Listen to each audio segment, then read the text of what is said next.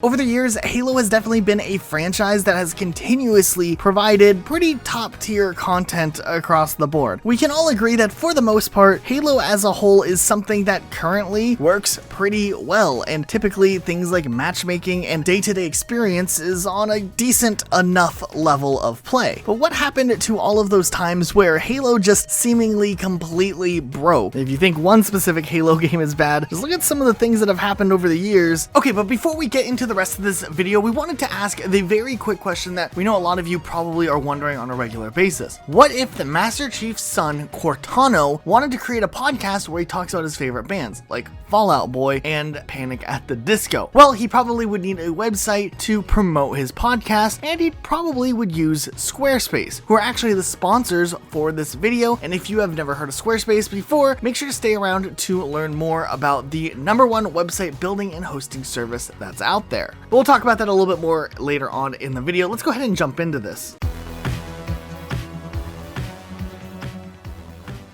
This first one is one that we encountered actually during a live stream and had no idea whatsoever what was going on, what was causing it, and it turned out to be a really funny and absolutely bizarre glitch that was implemented during that time accidentally, or somehow came up during that time accidentally. Essentially, when Halo 2 came out on the PC, or Halo 2 Anniversary was released on MCC for the PC, there was also a title update on the Xbox One version of MCC. This would add various changes that were made for the PC version over on to the Xbox version as well, and we were doing Halo 3 custom games on Master Chief Collection that night during a live stream, and for some reason we started noticing the vehicles were acting extremely odd in games like Monster Truck or Frogger. At first we thought it was just really bad lag, but we started to realize it wasn't actually lag, and there was kind of this weird method to the madness that was going on. But for whatever reason, there was a massive desync issue where people who were playing on their own game appeared to not be able to get into vehicles and were just stuck walking around. However, oddly enough, vehicles were just driving around with nobody in them. And what we started to realize was happening was that for whatever reason, the game on the client's side were not allowing people to jump into the vehicles, though on the host side, those players were in the vehicles. So what ended up happening was, from everyone's perspective except the host,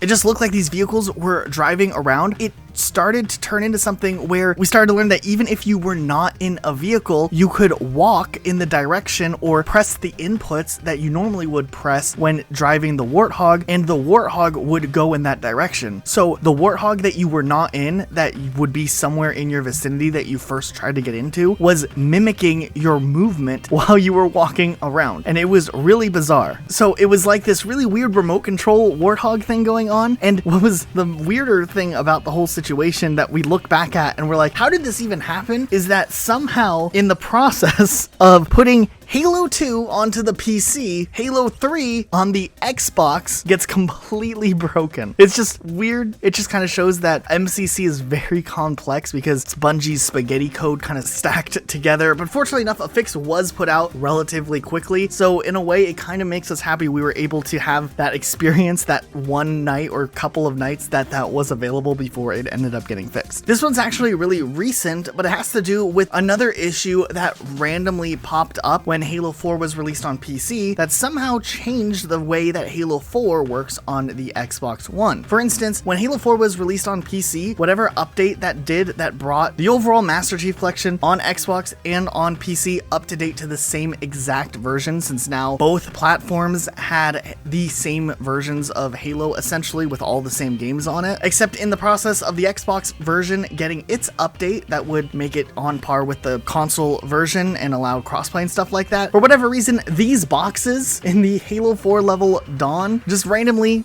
disappeared from the Xbox One version. We really don't know what ended up causing this to happen, because on the PC version, those boxes are there, and before the PC update came out, the boxes were there. And you might think they're just some random boxes, they're not so important, but actually in the speedrunning community, they're used for a very important trick called the Dawn skip, where essentially you stack up some boxes, you do some stuff that launches you, and you get in this out of bounds area, and then you just skip Dawn. And and you save a ton of time. And since this is unpatched in the Xbox version, it essentially made it unable for anyone who was a speedrunner on Xbox, the way that Halo has been played for the last more than a decade pretty much. We're no longer able to speedrun unless they upgraded to a PC. Fortunately enough though, Twitter actually responded to the Master Blaster speedrunner himself, Zombie343IE, however you spell his gamer tag, and they said they're gonna look into it. So there will be a fix hopefully sometime in the future. Then way back in the early days of Rocket Sloth, when we were just trying to learn how to walk, we decided to do a video about Halo Reach years later. And we wanted to look into Halo Reach and see how it held up, and we wanted to show our 100 or so subscribers our opinions on Halo Reach. And for whatever reason, the week or so that we spent trying to record multiplayer footage, it seemed like the servers were just down. We don't really know what happened or what caused it. We couldn't ever find any real acknowledgements, and it didn't seem like it was down for everyone, just for us whenever we would try to play it on the Xbox One with the backwards compatibility thing. And it's kind of funny because we ended up doing a full review on Reach and whether or not you should play it all those years later, and we kind of were like, hey, the campaign's great, everything else is great, but multiplayer's not working for a lot of people. And then we relentlessly got told in the comments that we were awful people because we didn't rate Halo Reach higher when it wasn't working. I don't know, YouTube's kind of a weird place when it comes time to talk about video games. But hilarious hate comments aside that we normally get on a regular day-to-day basis, fortunately enough, it ended up getting fixed, or it stopped being broken. Something happened, and Reach now works on the old platform. If you wanted to play it backwards compatible, it's now on MCC, which is even better, and we were able to jump onto Reach and make a bunch of content after that video went out, and not too long later, here we are, still making videos talking about Halo, and that's kind of neat, especially with the fact that we're still kind of new in the Halo scene on YouTube. Also, talking about Halo 4 in the Master Chief Collection, this cutscene, for whatever reason, has just the lighting not correct. We don't really know why it's so different from the Xbox 360 version, and it still hasn't been fixed yet, and every time we play through Halo 4, we're just like,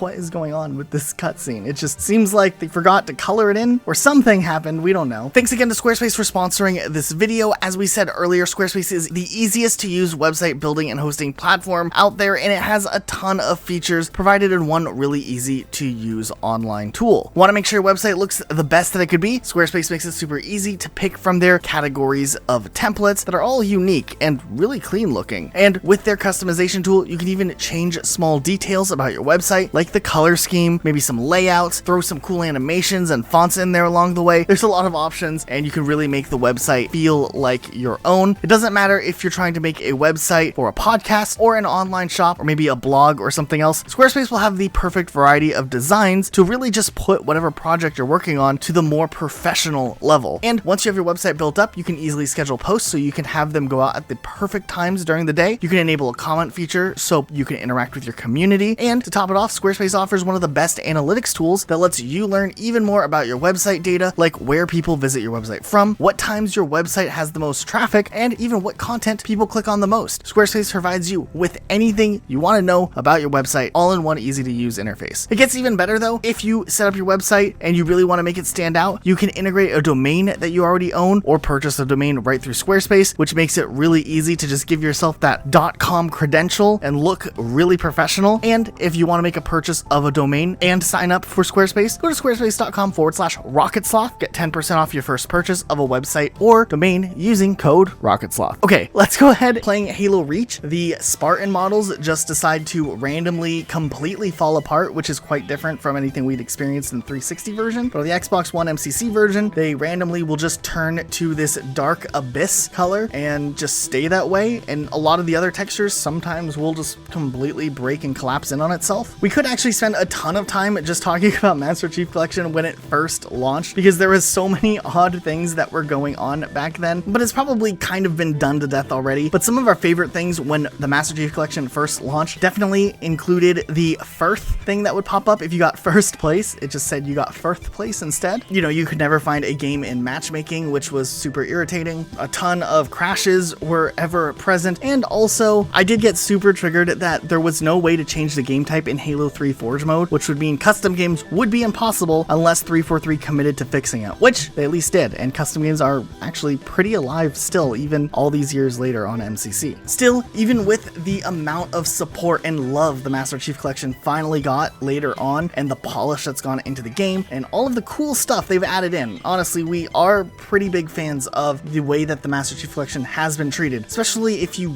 really take into consideration how complex running all these engines are, and making a system that even works is kind of outstanding in itself. We don't know why Microsoft and 343 thought they could just do it in the short amount of time that they decided to, but let bygones be bygones. The current state of the Master Chief Collection is pretty solid, though there are still a lot of random little things that pop up and break the game. For instance, we'll go ahead and try just holding down the start button when you get to the main menu screen on the Master Chief Collection. You're greeted to this.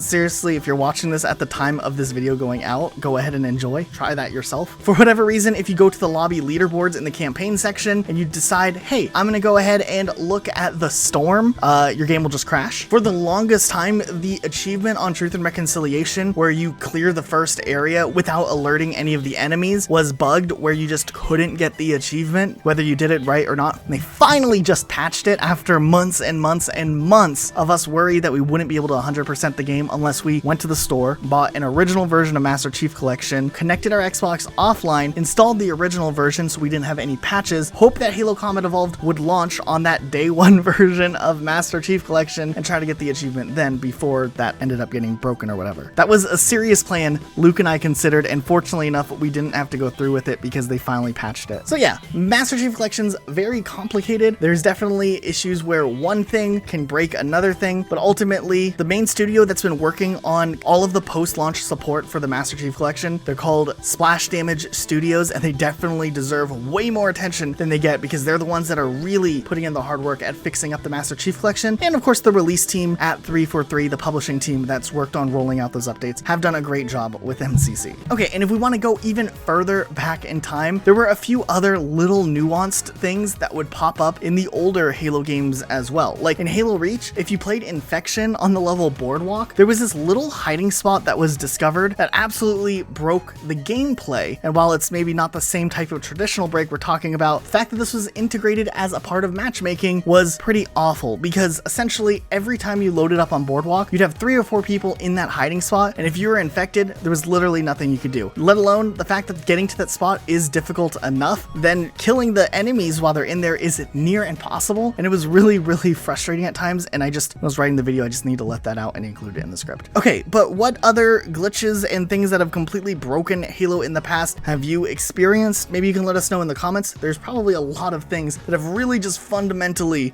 made Halo kind of fall apart at one point or another. We would like to hear what your thoughts are. I almost included the time that they shut down the Halo 2 servers on the Xbox and the time that they shut the Halo 2 Vista servers off, like in 2015, because in a way that is kind of a pretty big game break, but I didn't know if they would count, so honorable mention there. Also, you can follow us on Twitter at Rocket Elijah for me, or you can follow Luke at Rocket Sloth Luke. Anyways, that's it for today. Make sure you guys are subscribed, and we'll see you all next time with a brand new video.